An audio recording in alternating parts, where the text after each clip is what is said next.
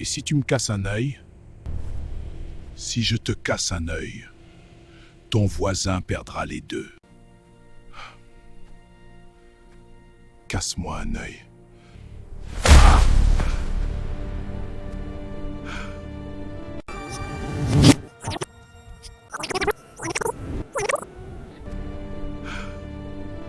Il y a eu des prophètes d'entre toutes les races de la terre, comme ceux de la Bible, John Wesley, Martin Luther, William Branham, etc.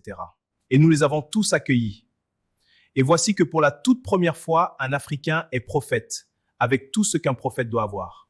Un appel surnaturel, une commission, un message. Et en 5 ans seulement de ministère, son message a dépassé même les frontières de l'Afrique. Là, je t'arrête. Tu veux parler de qui? Mais du prophète Kakou Philippe. Je ne veux plus entendre ce nom dans mon bureau. Un prophète africain de la lignée de Moïse, Ésaïe, Jérémie et autres, c'est injurier Dieu et son trône. Un Africain ne peut pas être prophète car il est un descendant de Cam. Pasteur, les prophètes viennent de toutes les nations. Toi, un intellectuel, tu te laisses influencer par un simple manœuvre qui servait du ciment sur des chantiers de construction? De tout temps, les prophètes ont été des Juifs. D'où vient-il qu'un Africain comme toi est prophète? Alors que son message a atteint les extrémités de la terre, pourquoi ne pas chercher à comprendre ce qu'il dit? C'est un Africain comme toi. C'est inacceptable! Il a révélé plusieurs mystères de la Bible. Il a accompli plusieurs miracles comme le Seigneur Jésus. Kakou Philippe est la lumière qui éclaire dans le monde entier. Le prophète vivant est la lumière qui éclaire dans le monde entier. Cri de minuit est la lumière qui éclaire dans le monde entier. Le prophète de la lumière qui éclaire dans le monde entier. Il va en Angola, il est la lumière qui éclaire.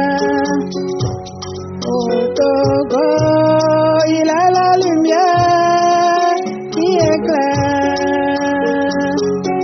En Amérique latine, il est la lumière qui éclaire. Au Gabon, il est la lumière qui éclaire. Philippe est la lumière qui éclaire dans le monde entier. Le prophète vivant est la lumière qui éclaire dans le monde entier.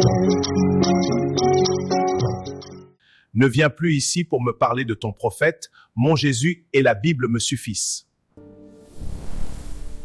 Si mon enfant est nul à l'école, est-ce qu'il n'est pas possible que je donne de l'argent à mon voisin pour aider son fils qui est brillant à l'école? Est-ce qu'il faut nécessairement s'ériger en adversaire en écoutant qu'un Africain est prophète comme Ésaïe et Jérémie de la Bible ou parce qu'on le connaît? Suivons ensemble cette histoire du cultivateur africain.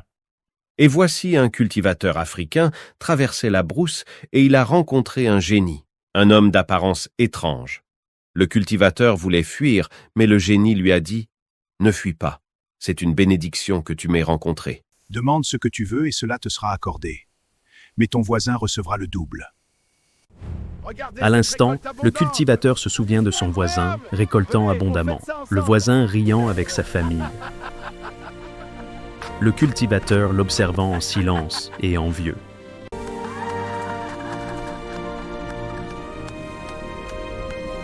Si seulement c'était moi. Et si je demande 10 kilos d'or? Si tu demandes 10 kilos d'or, ton voisin recevra 20 kilos d'or. Et si tu me casses un œil, si je te casse un œil, ton voisin perdra les deux. Casse-moi un œil.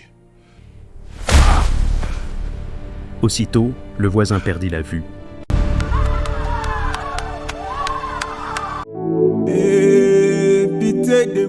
Ô Seigneur Jésus, pardonne-moi, nous avons persécuté le prophète Kakou Philippe, nous l'avons haï, méprisé, nous l'avons emprisonné et cotisé pour le maintenir en prison.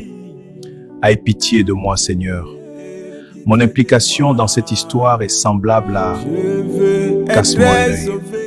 Et que celui qui peut comprendre comprennent. Pitié de moi, je veux être délivré.